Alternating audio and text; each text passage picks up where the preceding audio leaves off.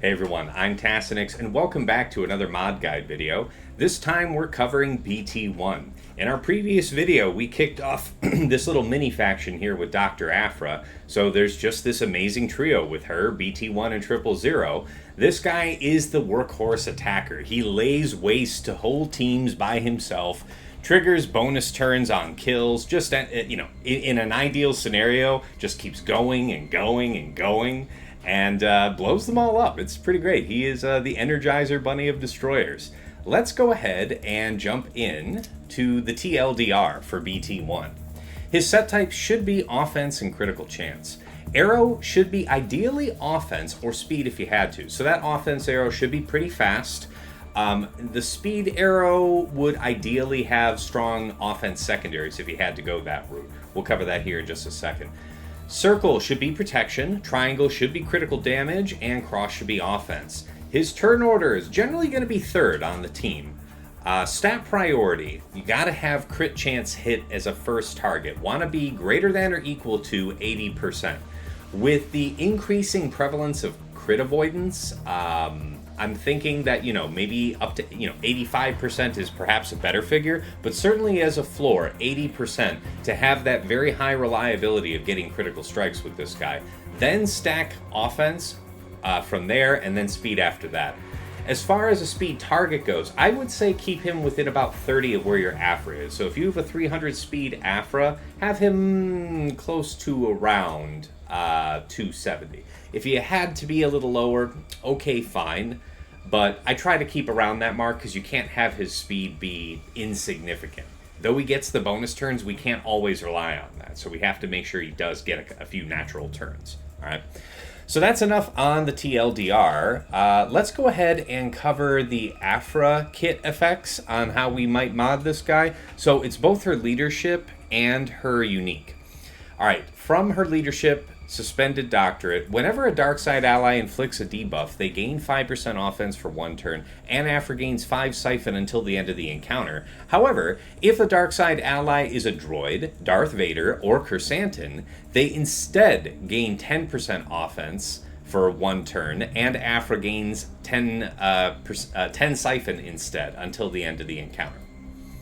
With the Omicron applied, and this leadership Omicron only works in 5 versus 5 Grand Arena, Darkside, Droid, and Scoundrel allies have plus 50% critical avoidance and plus 30 speed. Also, whenever a Darkside, Droid, or Scoundrel ally, both have to be Darkside, inflict a debuff on an enemy, they gain 10% turn meter, limit once per turn. And then from her unique Droid Savant, while Aphra is active, BT-1 and 000 have plus 20% potency and plus 20 speed. So in all cases, she'll be giving them at least 20 speed, and then in 5 versus 5, up to 50 speed, right? Pretty nice. Okay, let's go ahead and talk about his kit, starting with his first unique, Homicidal Counterpart. At the start of battle, BT-1 gains 10% critical damage for each droid ally, 10% potency for each dark side ally, and plus 5 speed for each scoundrel ally. If 000 is an active ally, gain the granted ability Kill Them All. Whenever 000 uses a special ability, BT-1 assists, dealing 40% less damage. Kill Them All is defined as deal physical damage to all enemies and call 000 to assist. If you apply his 3 versus 3 Grand Arena Omicron, whenever BT-1 or 000 defeat an enemy, their cooldowns are refreshed and they gain 30% turn meter. I would say that outside of Aphra's Omicrons, if you had another Omicron burning a hole in your pocket and you were thinking about applying one to either BT-1 or 000, I would sooner see you give the Omicron to 000. But again, in either case, these Omicrons are only in 3 versus 3. For the 2 murder droids. So, consider that. Because it took me a long time until I felt like I wanted to sync those Omicrons. A lot of higher priority Grand Arena Omicrons that are available in both 3 versus 3 and 5 versus 5 certainly took higher priority for quite a long time. Alright, let's talk about his second unique, Blastomech Prototype. At the start of battle, BT-1 gains 100% offense. Whenever BT-1 defeats an enemy, he gains the granted ability Haywire and takes a bonus turn. During this bonus turn, BT-1 removes ability block from himself and may only use Haywire. Haywire is defined as deal physical damage to all other characters, reduced by 75% for all allies, which cannot be evaded, and this damage cannot defeat allies or enemies. So it sounds like it might be a little on the lame side if it can't kill enemies and stuff like that, but consider this. With Aphra as the lead, there's going to be expose occurring all over this team, all right? And so you can have it set up that you kill somebody with BT-1, he gets this bonus turn, and now there are targets on the board who have low health, have expose, and then you use this Haywire damage, and though the Haywire damage itself can't kill, it will trigger the expose that does kill.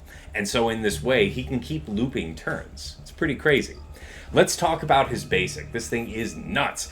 Overcharged lasers. Deal physical damage to target enemy 3 times and inflict a stack of damage over time for 2 turns. Okay, so the damage over time is whatever. That's kind of immaterial. But this 3 damage, I'm telling you, if you have high enough crit chance so that each one of these 3 attacks can strike, this one-shots a variety of attackers and supports on a ton of teams. It is monstrous how much damage this does.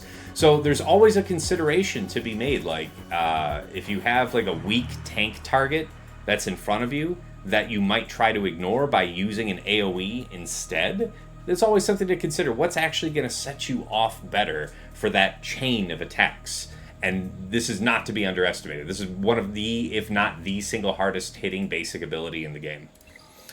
All right. His first special, Agent of Destruction. Deal physical damage to all enemies and inflict a stack of damage over time for 2 turns and expose for 1 turn. So he has expose. If the target enemy is inflicted with target lock, inflict burning and another stack of damage over time for 2 turns. So you've got burning, you've got damage over time, you've got expose. There's multiple ways to set up for enemies to have low health and then be ready to have that expose triggered by Haywire. So in-game, when you're having 000 as an ally, you'll have that third ability. So you have the basic, the first special that's a part of him, and then this extra granted special when 000 is there, all right, at the start of battle. Okay, so that's enough on that. Wow, was that track already over? Jeez. All right, well, we'll put something else on. I suppose that'll have to do. Something like that. Let's talk about team comps and turn order. So I will put a link in this video description to send you to the Dr. Aphra video where I spent a great deal of time explaining some details about these compositions. Obviously in 3 versus 3, you're going to just have your core trio. And by the way, all these characters shown here are listed in terms of desired turn order, okay? Turn order from modding, that is. Because, you know, Aphra is going to end up having that 100% turn meter at battle start, so she'll be first. And that's why in her video I say she's number 1 regardless. But I guess this is what I mean by this is mod speed, if not turn order. So, yeah, you know, if turn order were determined by mods, it would be this way. Anyways, aside from the notes that I will point you back to about these team comps in the Aphra video, the one note that I will include that I forgot to include in the Aphra video is that in 5 versus 5, you can also include Hondo Onaka in this team, and it won't prevent you from summoning the summon droid. So to be able to summon that droid from Aphra's leadership, you need all allies. It says in the text, all allies need to be dark side at the very least, okay? And actually at a code level, what it's checking for are all allies not light side. So by having Hondo in there, who is a neutral character, it doesn't prevent you from bringing in the summon droid. Any other composition that where you're using something like L3 and or Sortie in the mix with Aphra, you're doing it knowing that you're forsaking the ability to bring in the summon droid, which does quite a bit for the team. So a little something to consider, but I didn't want to neglect that point about Hondo because that's a good one. All right, let's go ahead and talk about modding this guy. Here we go. I've got this on screen. So I'm not going to lie to you guys. This is a set that gets a lot of love. A lot of the videos I'm covering, of course, I've got a lot of love for most of my characters, but certainly some need more than others, and he is one of them. To have him in the offense primary for the arrow and still have him be at pretty decent speed, like my Afra's 326, and so my BT-1's about 290. You don't have to be that fast, but try and have that kind of speed parity. You want him to be decently quickly moving, okay? Because we can't always rely on him getting those kills and then getting himself the haywire and getting to do the loops. So, yeah. Offense primary for the arrow, crit damage triangle, offense cross, protection circle, that provides the most survivability throughput. This guy, because, now look at these secondaries, right? You've got offense primary with flat offense, big percent offense primary, big percent offense secondary, big percent offense here, good flat offense there. So you get the idea. You really have to go insane with the offense stacking on this guy, because right now at Relic 9, and I did this just to get that little bit of extra offense, because with that first unique, or is it the second unique? Yeah. He gets the 100% added offense at battle start. So you really want to push that total as high as you can off rip so that you get that benefit, okay? So right now he's starting, assuming no other offense gains like from Afra, which is definitely part of it. Just from his own kit, he's starting off not less than 25,000 offense, right? At 82% crit chance, and he has a naturally high armor penetration. He's devastating, guys. So if I couldn't get to a decent speed relative to Afra, I would use a speed arrow with strong offense secondaries if I could. I guess another note would be, if you for some reason had really strong crit chance somehow and didn't need the 2-piece of crit chance, then I guess health would be the next best thing, or defense. But I don't know that you're going to be able to hit the crit chance mark you need without that 2-piece. So most likely stick with the crit chance sets.